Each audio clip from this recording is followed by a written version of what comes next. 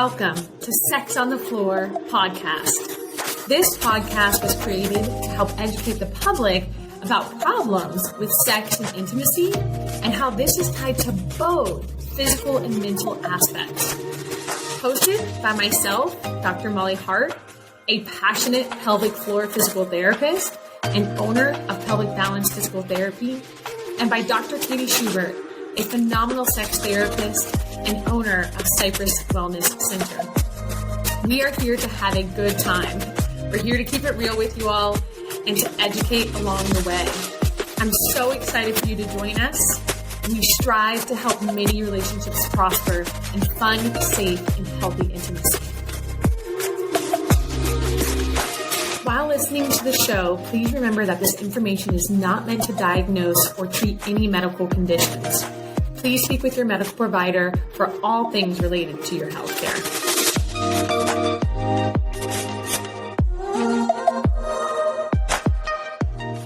Welcome to Sex on the Floor. My name is Dr. Katie Schubert, and this is Dr. Molly Hart. And today we're going to be talking about how to discuss bodies with young children. We're going to break up today's episode and the next episode because we feel like talking about bodies with children and then talking about sexuality with, teenagers or tweens should be different conversations, and we should be focusing on both of those things separately. So today we're going to be talking about how to discuss bodies with children who may not be ready to talk about sexuality and sexual relationships. Yeah, absolutely. So really focusing more on an anatomical, physiological aspect of the body. Dr. Katie and I were talking before we recorded this, and we talked about separating this from sexuality because we're very aware that there are a lot of factors that play into how parents want to raise their kids when it comes to sexuality and their cultural and religious beliefs. And I'm going to be very sensitive to that because I think that's important. But anatomy and physiology of the body is anatomy and physiology of the body. And I want to make sure that parents don't bleed in their cultural and religious restrictions and views onto that, because when you do that, you really can affect how your child views their own human body. And that is a no-no. I mean, really, like, I can't tell you how much sexual dysfunction I see in women who are married. They wait to have sex because of religious beliefs, let's say.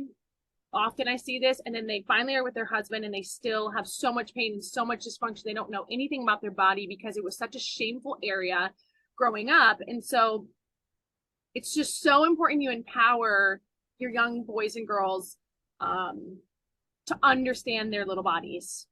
So that's what we're going to focus on today. Yes.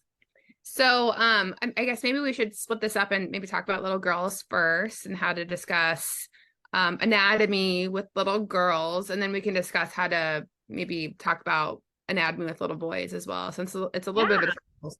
Yeah. And again, this is also, this is us using our professional background and also just, our beliefs and our opinions. So you don't have to 100% agree, but we're just going to share how we view things. And I do think we have way more understanding and education than most people. So take it or leave it. But for me personally, I've got a daughter. She's 3.5 right now. I started teaching her about the names of her genital region when I started teaching her about all the other body parts, which we start really at quite a young age. I mean, you start doing that. I do it now with my son who's 1, but he doesn't really fully get it. So around 2, I would say it became more of a conversation piece, and we started potty training around that time too.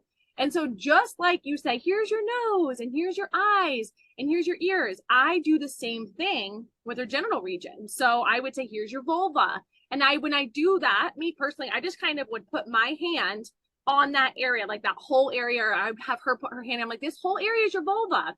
And then, they're little kids. So sometimes she's running around naked and she'll just like flop over and like spread her legs and everything's out. And she thinks it's the funniest thing. And so honestly, I take that time to then not shame her. I do not say, oh my God, close your legs. No, I'm not going to do that, because when she's running around and flips her arms open and goes like this, we're not like, oh my God, cover your armpits up. Like, that's weird, right? So I do tell her, you can only be naked at home. I'm like, you can't be naked anywhere else, but being naked at home is perfectly okay. And then I taught her the word vulva because that's more anatomically correct. But in my house growing up, my mom called the vulva the chachi. And it's totally random. I don't know why. And my nickname growing up was Chachi Bell. And I thought everyone knew what chachi meant. And so I used to be so embarrassed. And so I interchangeably use the word chachi and vulva. And I like that. So sometimes she calls it whatever she wants. I think it's okay to have cute little names for the genital region as long as they also know the anatomical name. And that doesn't have to be the only name you use. Like, think about the belly button. We call the belly button the Bebo, or we call the armpits, like, I'm gonna get your tickle pits. So like, we make cute little names for kids. You can totally do that with that region, but they also need to know, like, no, this is an armpit and this is the belly button. And then from there, more recently, my daughter's 3.5 now. I have showed her now, like, hey, this is your butt. This is your vagina. This is your clitoris. This is your urethra. Like, I actually point with her finger to those areas when we're doing a bath. And some people might think that's weird, but I'm like, no, I want my daughter to understand and know this. She'll look at her brother and she'll point to his penis and she'll go, penis. I go, yep, that's his penis and that's his genitals. And you don't touch it. Those are his areas to touch, but you can touch your own. And so right now, that's a big thing I'm teaching her, is like, you're allowed to touch yourself, and only mommy and daddy are allowed to touch there, and your teachers, when they're wiping, like, which people are allowed to touch there and why. And she'll say, she's so cute, she's like, my vulva, no one touch. I'm like, that is your vulva, you're right. Mommy and daddy can touch when we're wiping. Like, I'm trying to teach her to have power and autonomy over those areas, and I'm not shaming her for touching it ever. Kids, especially like little kids, they love to touch their body in general, and they love to touch she loves playing with her little labia majora, and she'll be on the couch like butt naked playing with herself. And so now I don't shame her. I am like so big, I'm not gonna be like, don't do that. But what I say is, hey Nayla, while you're on the couch in the living room, it's not appropriate for you to be sitting there playing with your vulva. You can do that in your room, and you can do it when you're wiping to go to the bathroom and when you're cleaning, but not on the couch in the living room. Like, that's just something I don't want to see. I don't know that there's necessarily a right or a wrong way, but just making sure you're not shaming, you're teaching them it's okay to touch themselves, but giving them boundaries and parameters of when is that appropriate and who is not allowed to be in that area of their body. But if you don't talk about these things with your kids, how are they going to know any of this information? I mean, yeah. What do they understand? So that's my little spin on it. I don't know what your take is, Katie. I think I'd probably just add 2 things as my dogs go insane downstairs. Oh, I can't hear them. Oh, good. There's 2 doors separating us and them, so hopefully they'll be quiet. So 2 things I'd add. So I really tried to give my children the responsibility of cleaning themselves in the bath or the shower. And in doing that, I really had to use the correct terminology. In previous episodes, we've talked about uncircumcised sons. Yes. It's important for me to be able to tell my daughter, make sure you clean your vulva in the shower and like what that entails. So I'd show her once and then I'd hand it over to her because it's, hers to clean at a certain age. And then my son, I would say, make sure to pull back the foreskin as far as you can and clean underneath your foreskin. So, teaching kids how to properly maintain their genitals is incredibly important. Yeah. And they've been doing that for years. So, when did they start doing that, you think, Katie? Like 2.5. Okay. When they started using soap on their, clean your armpits, clean your vulva, clean your feet, all the important body parts to clean. Yeah. And then the other thing, recently, my daughter loves bath bombs. She's obsessed with them. Mine too. And she would pick one up at the grocery store every time we would go. So about, 6 months ago or so, her vulva became very agitated And she was able to tell us, she would say, my vulva is very itchy. And she could explain to us what was going on with her body. And we determined that it was, the bath bombs. But in that whole trial and error, like trying to figure out what was going on with her vulva, because yeast infections aren't super common in children that age. We had to go to the doctor, and the doctor had to look at her vulva. So we had a whole discussion about consents and doctors and, who can touch, as you were mentioning. And I think it was very helpful because we said, doctors can touch your vulva if mommy and daddy are there.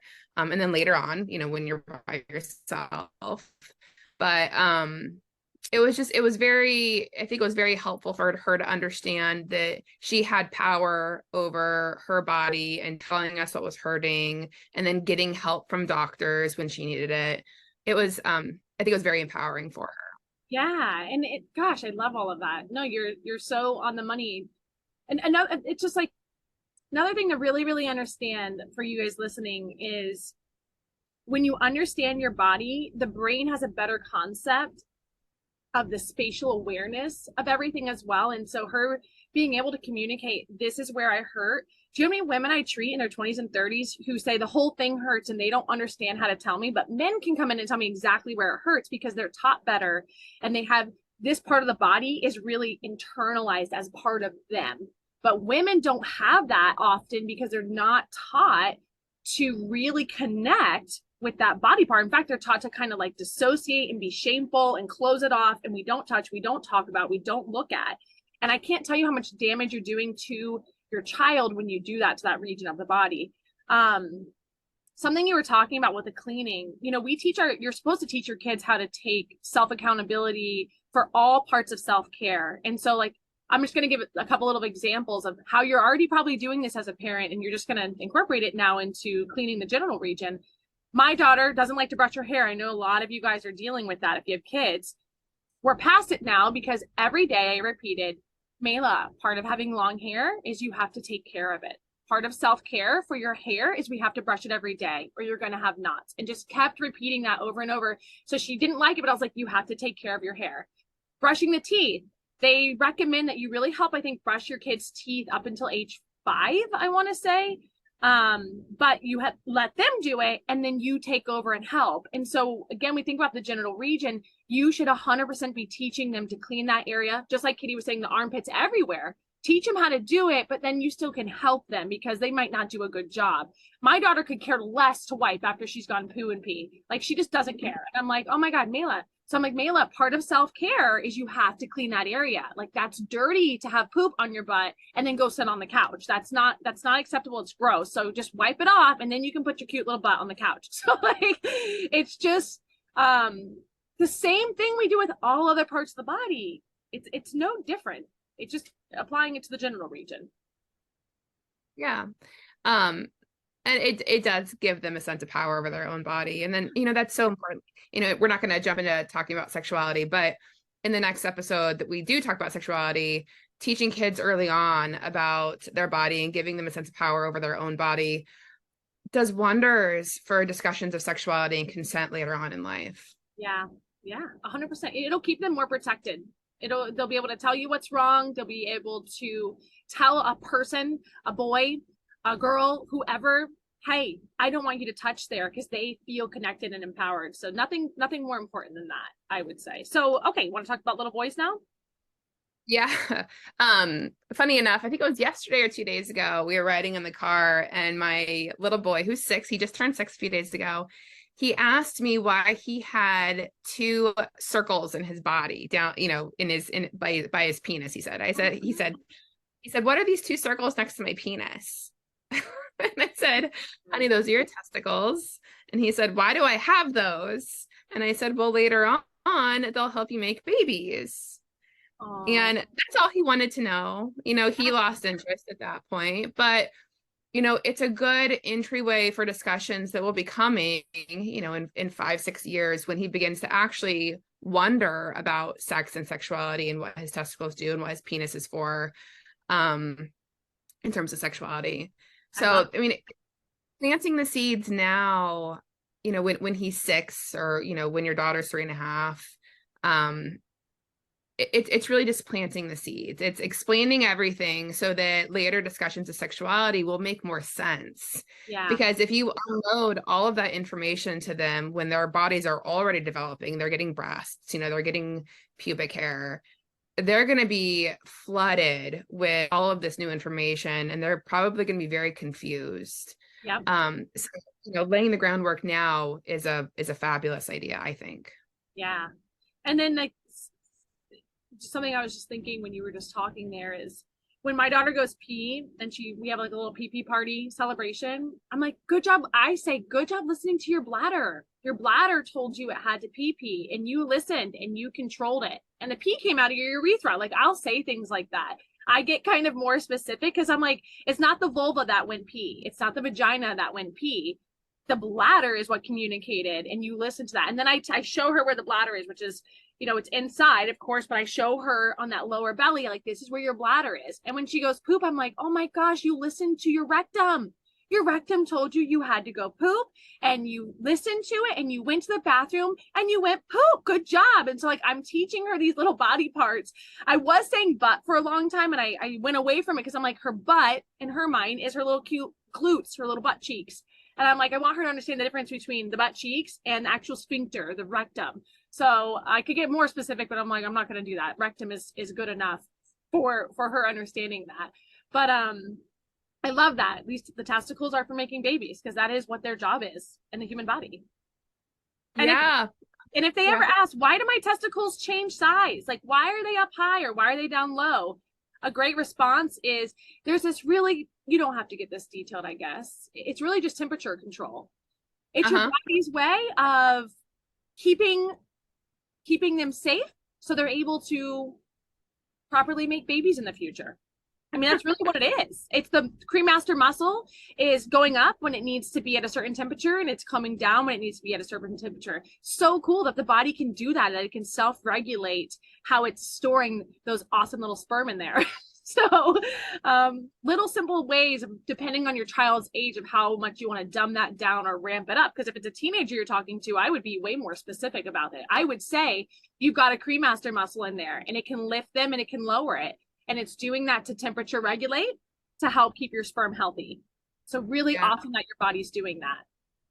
In terms of like how much information to give, I usually just follow my kids' prompts. So, the discussion that I had with my son in the car, I stopped, he stopped asking questions at a certain point. So the topic naturally changed.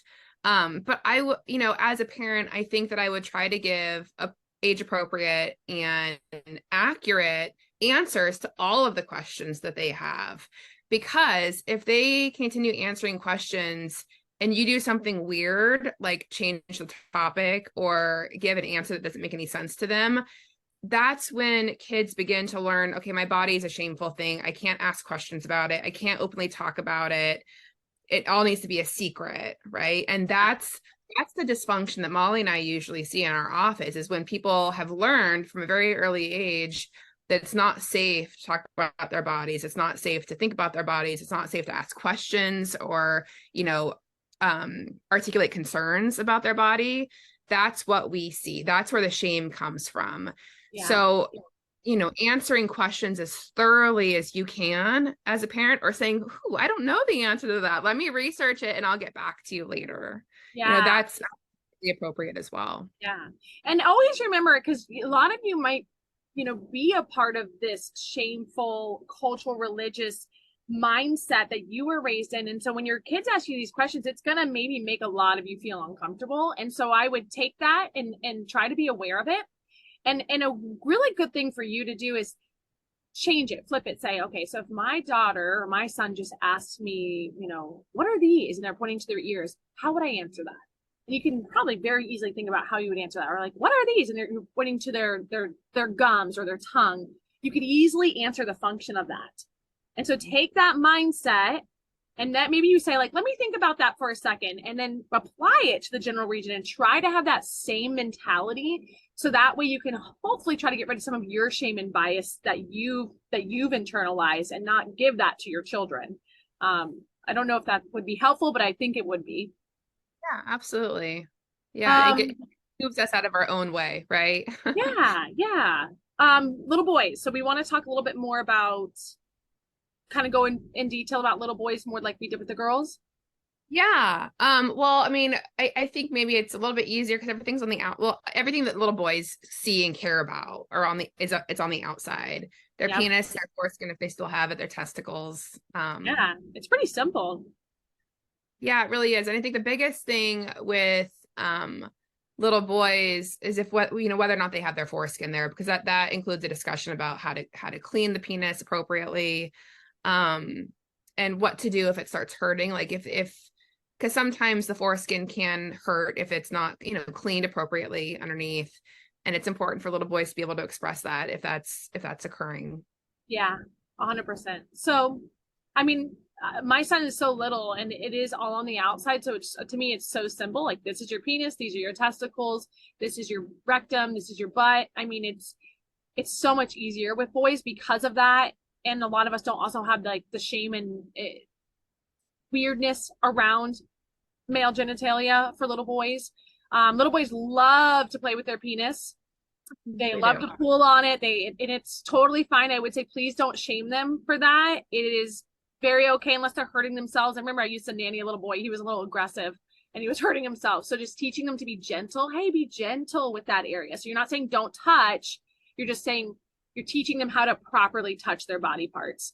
I think it's very important because, this is something I never knew until I started nannying. I never knew that little babies got erections. I don't know why. I was like, what? Like, they get erections this young? And so once my son's old enough, I am going to make sure he understands, like, this is an erection and using the proper terms and telling him, like, blood is going into your penis. And that's why. And it's super cool. Your penis can be small and it can grow bigger. And this is very normal. And when he's age appropriate and ask questions as to why it does that, I will tell him it's in order to make babies. That's why the man has an erection. So, my last little tidbits, I guess, on that. Any other things you want to cover with boys? No, just probably the erection talk, right? So my son hasn't asked any questions about why his penis does that. He just announces it. My penis is hard. Oh my God, I love that.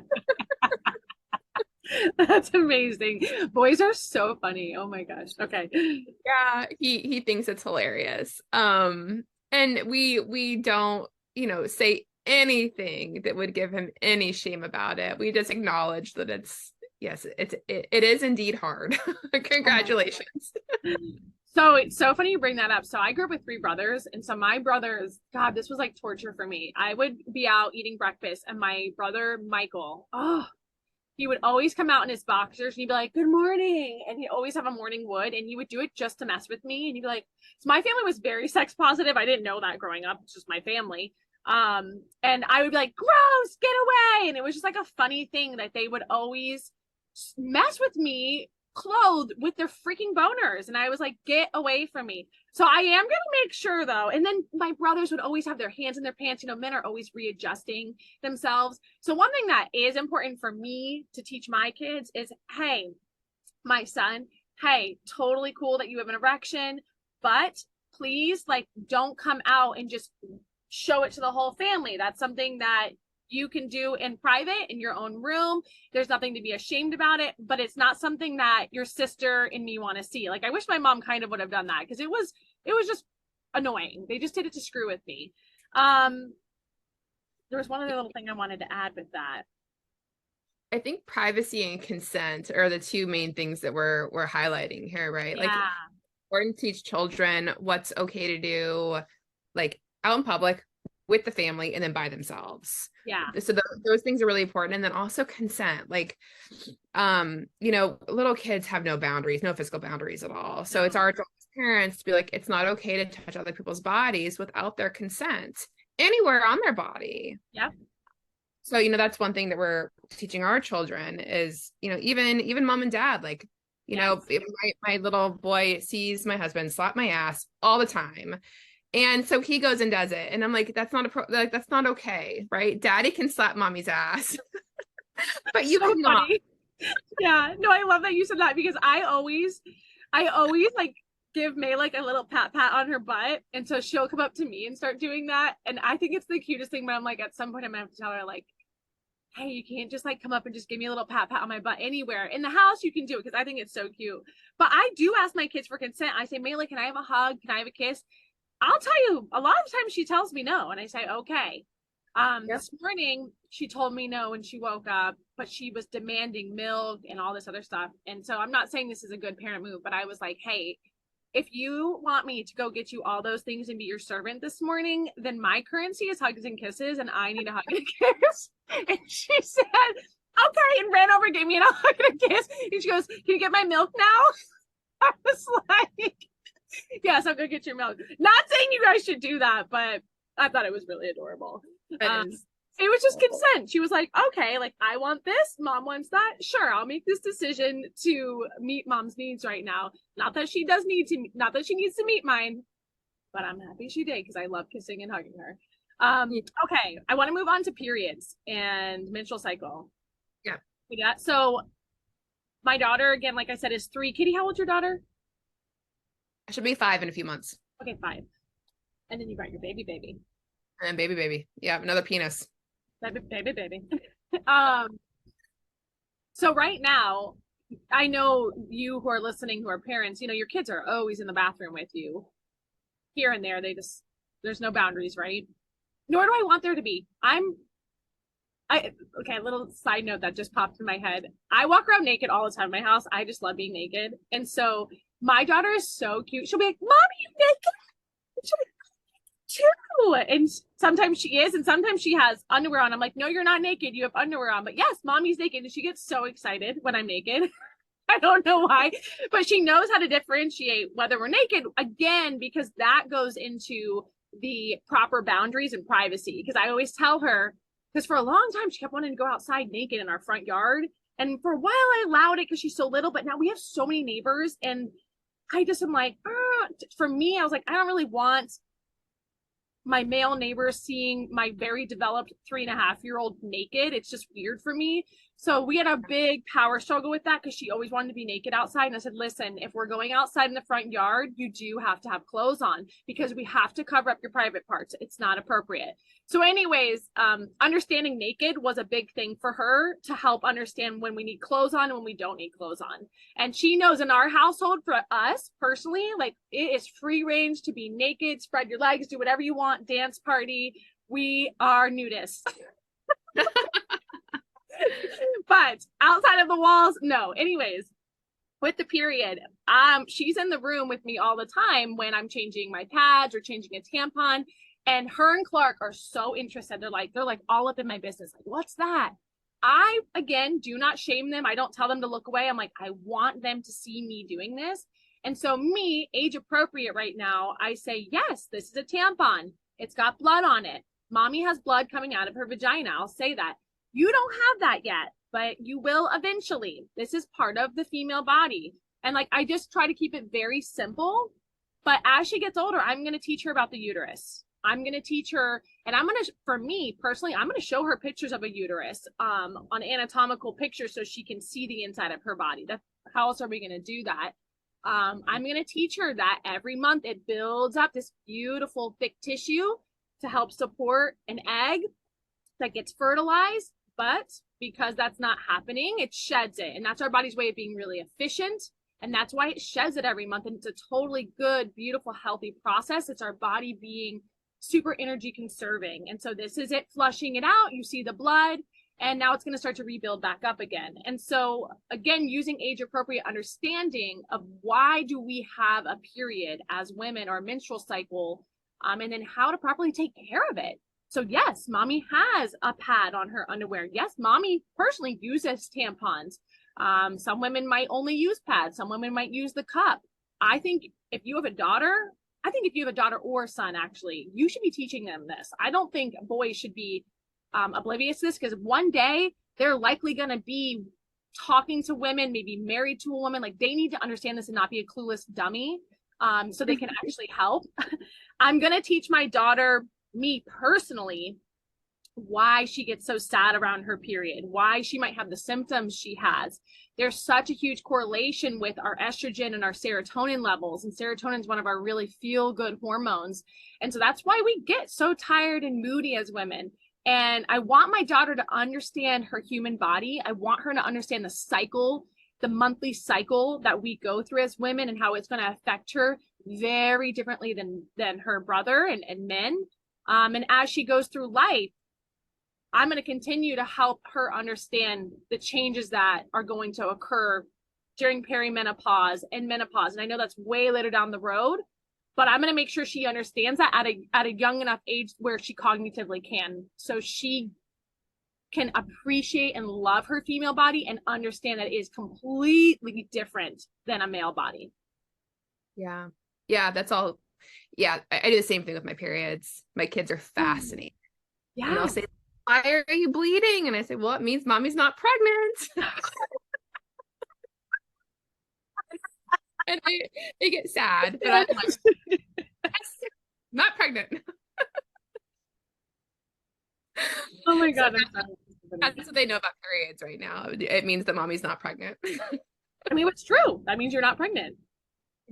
There's no fertilized embryo in there. So the body doesn't need this tissue to help the baby grow. So it's getting rid of it. And I always like to tell people, like tell my kids, like why the body's so cool for doing that. And the reason why is it's being very energy efficient. That's why it's getting rid of it. Yeah. They used to be very scared of it. Like, why are you bleeding so much? Like, are you hurt? Can I help you? And I spun it into something positive, right? Like, this is natural. This is normal. This happens to mommy every single month. And it means a good thing. It means I'm not pregnant. Yeah. Because we cannot have our babies in this house. That's good. When were they afraid of it? What age did they start to become afraid of it? When they became afraid of their own blood, like if they got scratched and they saw their own blood and then they started, panicking because of their own blood, they assumed the same thing for me, right? They saw all the blood and they thought that I was hurt or that I needed a Band-Aid. Yeah, no, that's good to know, because I'm like, my kid's not afraid of it yet, but she's also not afraid of blood. I did a little too much, I think, pain neuroscience with her. She's like so little too nonchalant and calm with her body. Sometimes when she needs to maybe be like a little bit more concerned about things. I'm like, Mayla, like you're bleeding right now. Does that hurt? She's like, no, I'm fine. I'm like, okay. Oh, good for her. Yeah. So I will say, getting into slight pain neuroscience, like piggyback off of what you just said. It's so important with kids to teach them about the body, like we're talking about, but that does come down to it being hurt and irritated. So like with your daughter, we know that with little girls, we have to be careful with anything in the bathtub because it can really irritate the vulva. And so when that happened with my daughter, I'm really selective of how often we do bubbles in the bath. And I actually do tell her, I say, we can only do it every once in a while because it can irritate your vulva. I'll tell her that. So she understands kind of what's going on and how to take care of it. But when she gets hurt, it's so important when your kids get hurt to not react. This is so hard for people to do. Do not react and ask them, how do you feel? Are you okay? Don't tell them they're okay. That's something that parents do all the time. You're okay. You're okay. No, because now you're teaching them, don't listen to my own body. I'm going to listen to mom for how I'm supposed to react right now. And that's awful. So you want to teach them to be intuitive with their own body. So when they fall and get hurt, are you okay? And then my daughter will get up and she'll say, yeah, I'm okay. Or sometimes she's not. She's like, no, my foot hurts. And she'll tell me. So that's you teaching them how to really listen to their own nervous system. When they bleed, like from shots, I remember just recently I took her for shots and she screamed for a second and she was bleeding. And she said, that hurt me. And I told her, I said, that did hurt.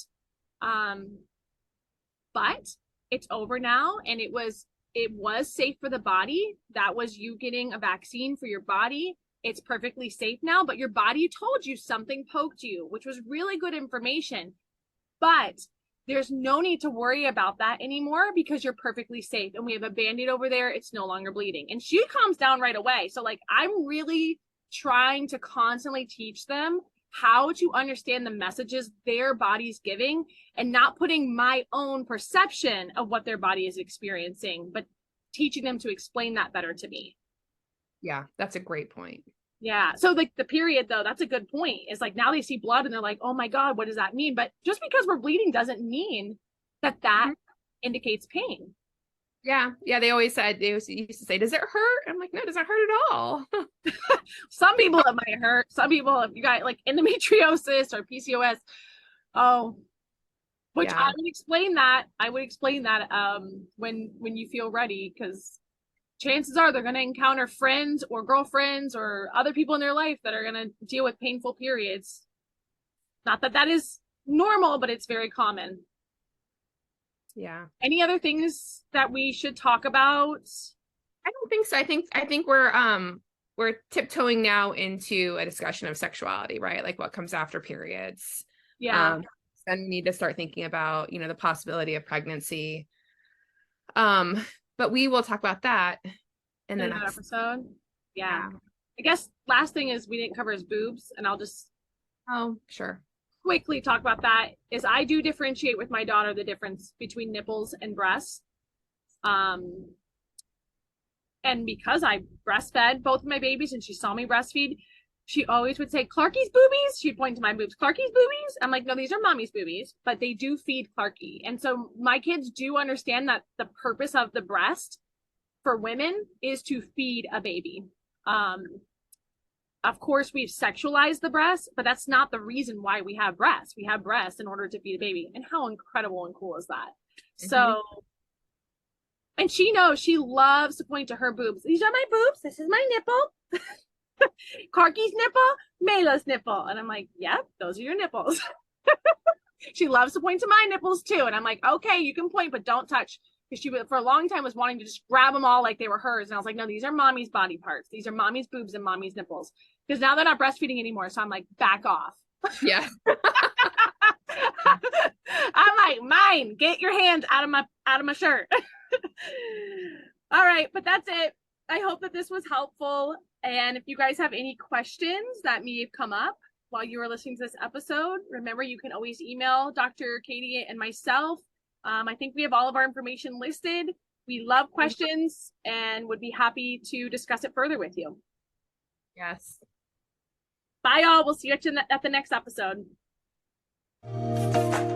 We are Dr. Molly Hart and Dr. Katie Schubert, and you've been listening to Sex on the Floor podcast. We really hope that you enjoyed this episode. If you have any questions and want to get in contact with us, you can follow us on Instagram at Dr. Molly Hart and at Dr. Katie Schubert, on Facebook at Pelvic Balance PT and at Dr. Katie Schubert. And for more information about us on our websites, you can find us at pelvicbalancept.com and at drkatieschubert.com.